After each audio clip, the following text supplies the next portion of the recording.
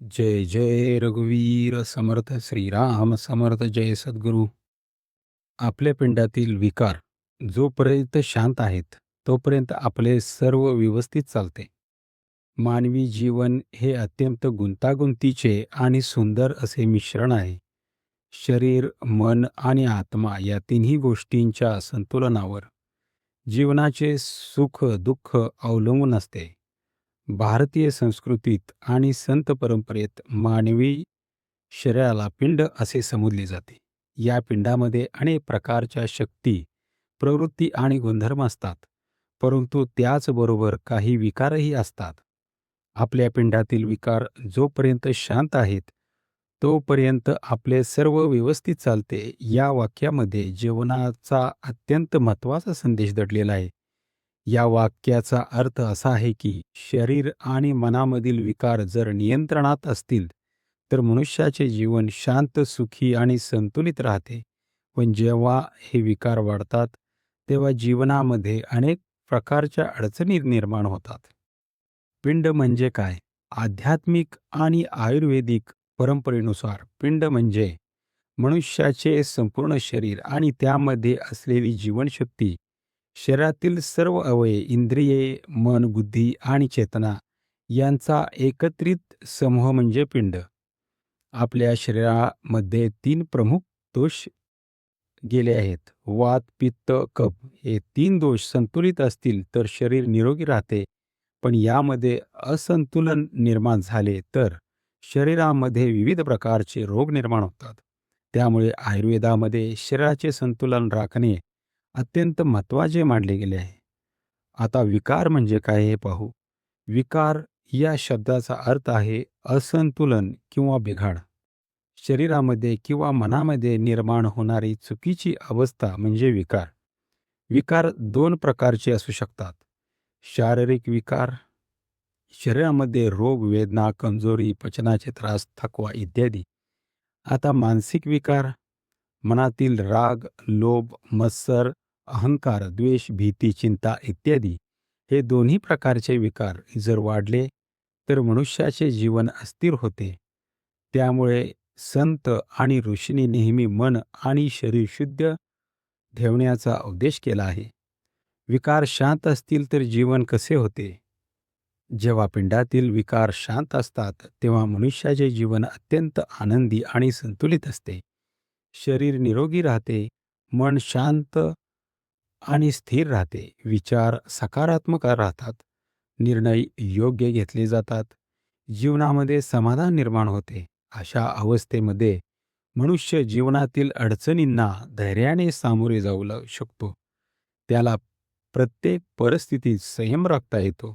संतांनी सांगितले आहे की ज्याचे मन शांत असते तोच खरा सुखी असतो. विकार वाढले तर काय होते? जेव्हा शरीर आणि मनातील विकार वाढतात तेव्हा जीवनात अनेक अडचणी निर्माण होतात. शरीरामध्ये आजार वाढतात, मन अस्वस्थ होते, राग आणि तणाव वाढतो, नकारात्मक विचार वाढतात, नाती तुटू लागतात.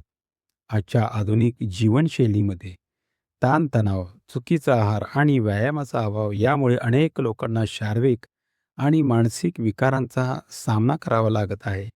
मनातील विकार सर्वात धोकादायक.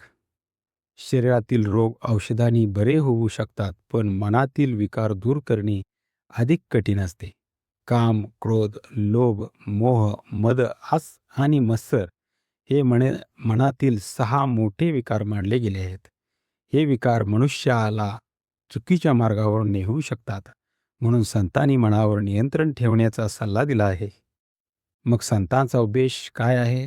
भारतीय संत परंपरेत मन शुद्ध ठेवण्याचा अत्यंत महत्त्व दिले गेले आहे. संतांनी नेहमी सांगितले आहे की नामस्मरण करा, चांगले विचार ठेवा, इतरांशी प्रेमाने वागा, अहंकार टाळा. जेव्हा मनुष्य या गोष्टींचे पालन करतो तेव्हा त्याचे मन शांत राहते आणि जीवन अधिक सुंदर बनते. विकार शांत ठेवण्याचे उपाय. पिंडातील विकार शांत ठेवण्यासाठी काही साधे पण प्रभावी उपाय आहेत. नियमित प्रार्थना.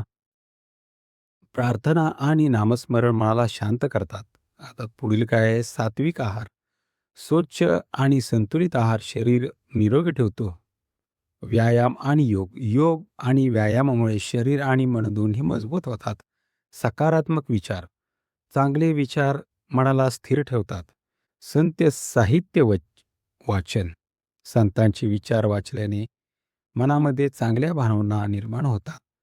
जीवनातील संतुलनाचे महत्त्व. जीवनामध्ये संतुलन राखणे अत्यंत आवश्यक आहे. काम, कुटुंब, आरोग्य आणि अध्यात्म या सर्व गोष्टींचा योग्य समतोल साधणे महत्त्वाचे आहे. जेव्हा मनुष्य संतुलित जीवन जगतो, तेव्हा त्याचे शरीर आणि मन दोन्ही निरोगी राहतात. यातील निष्कर्ष काय आहे? आपल्या पिंडातील विकार जोपर्यंत शांत आहेत, तोपर्यंत आपले सर्व व्यवस्थित चालते. या वाक्यामध्ये जीवनाचा अत्यंत खोल अर्थ दडलेला आहे. शरीर आणि मनाचे संतुलन राखणे हे नेहमी प्रत्येक मनुष्याची जबाबदारी आहे. जेव्हा शरीर निरोगी आणि मन शांत असते, तेव्हा जीवनामध्ये आनंद, समाधान आणि स्थैर्य निर्माण होते. पण विकार वाढले तर जीवनामध्ये दुःख, तणाव आणि अस्थिरता निर्माण होते.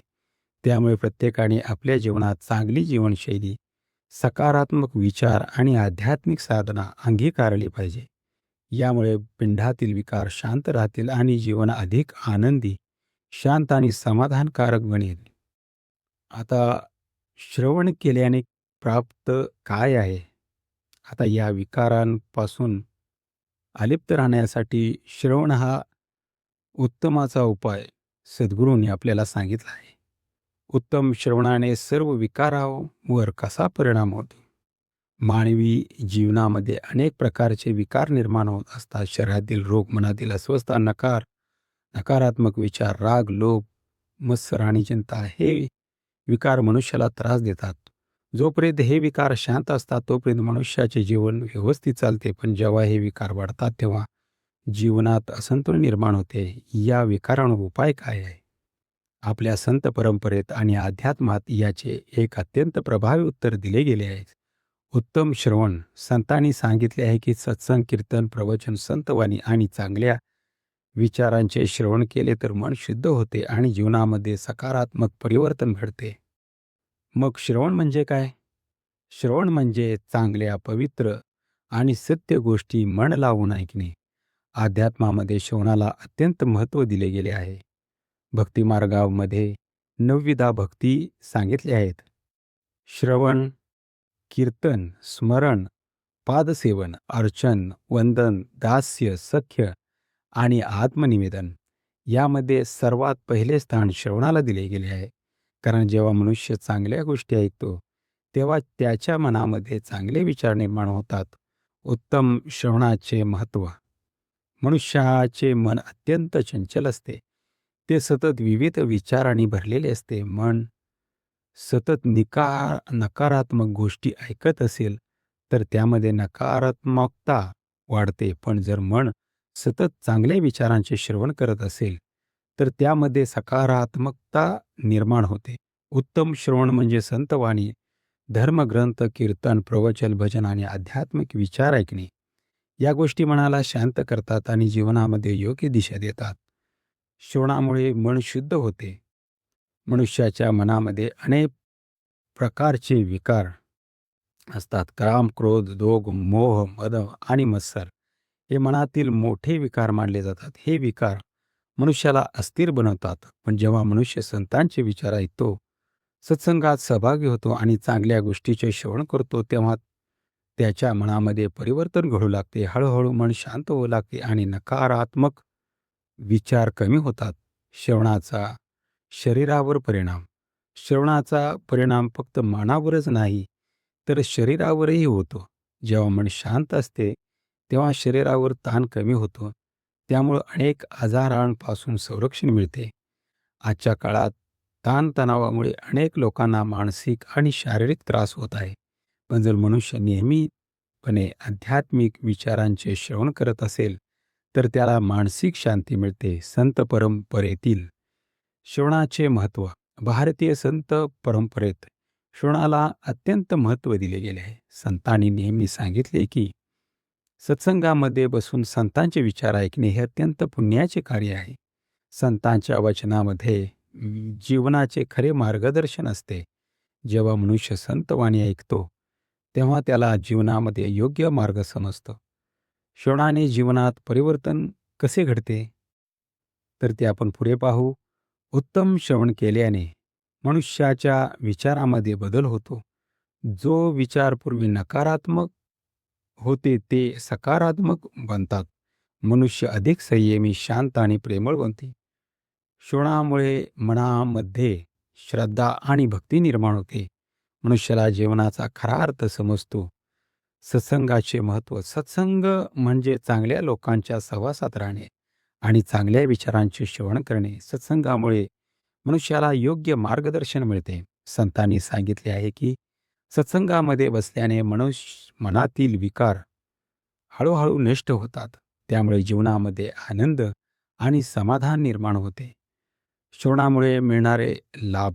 उत्तम श्रवण केल्याने मनुष्याला अनेक फायदे मिळतात. मन शांत आणि स्थिर होते. नकारात्मक विचार कमी होतात. जीवनामध्ये सकारात्मकता वाढते. श्रद्धा आणि भक्ती निर्माण होते. निर्णय घेण्याची क्षमता वाढते. जीवन अधिक आनंदी बनते. तर आजच्या काळात श्रवण कसे करावे? आजच्या आधुनिक काळात श्रवण करणे खूप सोपे झाले.